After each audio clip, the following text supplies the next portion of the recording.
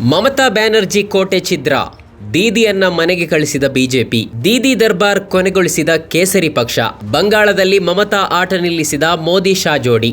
ಇವತ್ತು ಟಿವಿ ಚಾನೆಲ್ಗಳು ಹೀಗೆ ಏನ್ ಬೇಕಾದ್ರೂ ಹೆಡ್ಡಿಂಗ್ಗಳನ್ನ ಕೊಡಬಹುದು ಮತ್ತು ಬಹುತೇಕ ಎಲ್ಲಾ ಚಾನೆಲ್ಗಳ ಬಳಿ ಬಹಳ ಖುಷಿಯಿಂದ ಕುಪ್ಪಳಿಸಿಕೊಂಡು ಕೊಡೋದಕ್ಕೆ ಇಂತಹ ನೂರಾರು ಶೀರ್ಷಿಕೆಗಳು ರೆಡಿಯಾಗಿವೆ. ಹೌದು, ಮಮತಾ ಬ್ಯಾನರ್ಜಿ ಸೋತಿದ್ದಾರೆ, ಅವರು ಅಧಿಕಾರದಿಂದ ಕೆಳಗಿಳಿಯುತ್ತಿದ್ದಾರೆ, ಇನ್ನು ಅವರ ಸರ್ಕಾರ ಇಲ್ಲ, ಅವರೀಗ ಬಂಗಾಳದಲ್ಲಿ ವಿಪಕ್ಷ ನಾಯಕಿ. ಆದರೆ ಮಮತಾ ಬ್ಯಾನರ್ಜಿ ಎಂಬ ಏಕಾಂಗಿ ಹೋರಾಟಗಾರ್ತಿ ನಿಜವಾಗಿಯೂ ಸೋತು ಶರಣಾಗಿದ್ದಾರಾ?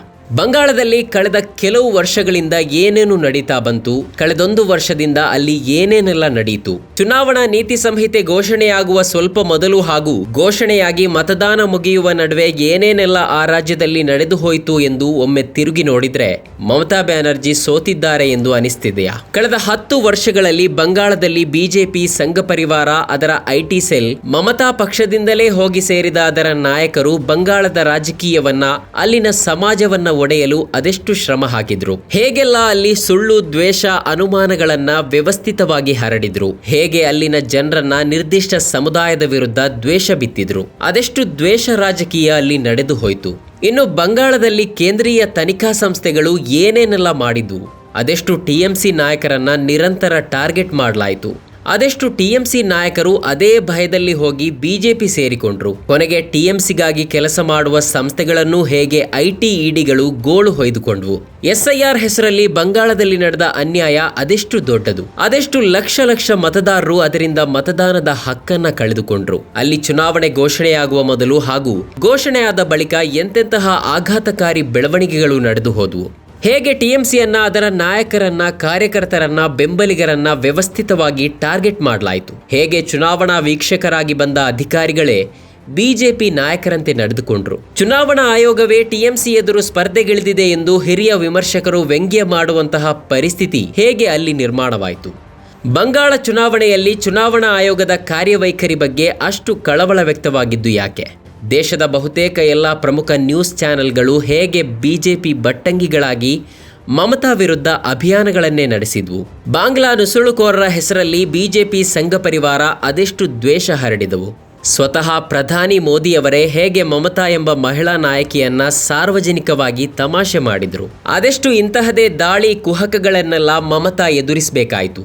ಇವೆಲ್ಲವುಗಳ ಎದುರು ನಿಂತು ಹೋರಾಡೋದು ಅಂದ್ರೆ ತಮಾಷೆನಾ? ಮಮತಾ ಬ್ಯಾನರ್ಜಿ ಎಂಬ ಏಕಾಂಗಿ ನಾಯಕಿ ಇವೆಲ್ಲವುಗಳ ವಿರುದ್ಧವೂ ಹಗಲು ರಾತ್ರಿ ಎನ್ನದೇ ಹೋರಾಡಿದ್ರು. ಅವರ ಆಡಳಿತದಲ್ಲಿ 100 ತಪ್ಪುಗಳಿರಬಹುದು, ಭ್ರಷ್ಟಾಚಾರದ ಗಂಭೀರ ಆರೋಪಗಳಿರಬಹುದು, ಲೋಪದೋಷಗಳು ಅವರಲ್ಲಿ ಬೇಕಾದಷ್ಟು ಇವೆ. ಆದರೆ ಮಮತಾಗೆ ಚುನಾವಣೆಯಲ್ಲಿ ಬಿಜೆಪಿ ಎದುರು ಸಮಾನ ಅವಕಾಶ ಎಂಬುದು ಸಿಕ್ಕಿದೆ. ನಾವು ಎಲ್ಲಾ ಪಕ್ಷಗಳಿಗೂ ಲೆವೆಲ್ ಪ್ಲೇಯಿಂಗ್ ಫೀಲ್ಡ್ ಒದಗಿಸುತ್ತೇವೆ ಅಂತ ಚುನಾವಣಾ ಆಯೋಗ ಹೇಳುತ್ತಲ್ಲ, ಆ ಲೆವೆಲ್ ಪ್ಲೇಯಿಂಗ್ ಫೀಲ್ಡ್ ಮಮತಾಗೆ, ಅವರ ಪಕ್ಷಕ್ಕೆ ಎಂದಾದರೂ ಬಂಗಾಳದಲ್ಲಿ ಸಿಕ್ಕಿದೆ? ಎಲ್ಲಾ ಪಕ್ಷಗಳಿಗೂ, ಎಲ್ಲಾ ಅಭ್ಯರ್ಥಿಗಳಿಗೂ ಸಮಾನ ಅವಕಾಶ, ಎಲ್ಲರಿಗೂ ನೀತಿ ನಿಯಮಗಳು ಸಮಾನವಾಗಿ ಅನ್ವಯ ಅಂತ ಹೇಳ್ತಾರಲ್ಲ, ಅದು ಬಂಗಾಳದಲ್ಲಿ ಇತ್ತ?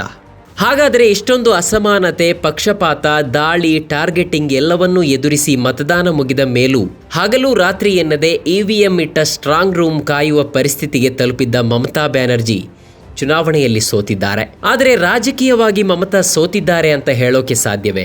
ಆಕೆ ಅಧಿಕಾರದಿಂದ ಕೆಳಗಿಳಿದಿರಬಹುದು, ಆದರೆ ಮಮತಾ ಎಂಬ ಫೈಟರ್ ರಾಜಕಾರಣಿ ಎಂದಿಗೂ ಸೋತು ಶರಣಾಗುವ ಮಹಿಳೆಯಲ್ಲ.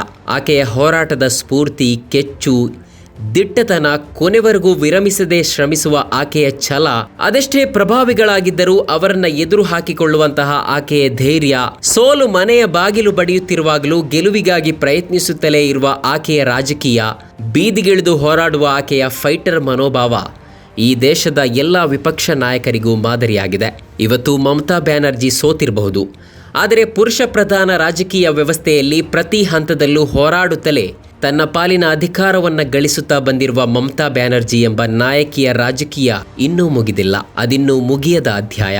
ನಮ್ಮ ಕಾರ್ಯಕ್ರಮಗಳನ್ನ ನೀವು ನೋಡ್ತಾ ಇದ್ರೆ ನಮ್ಮ ಚಾನೆಲ್ ಅನ್ನ ಸಬ್ಸ್ಕ್ರೈಬ್ ಮಾಡಿ, ಪಕ್ಕದ ಬೆಲ್ ಐಕಾನ್ ಒತ್ತಿ ನಮ್ಮನ್ನ ಬೆಂಬಲಿಸಿ.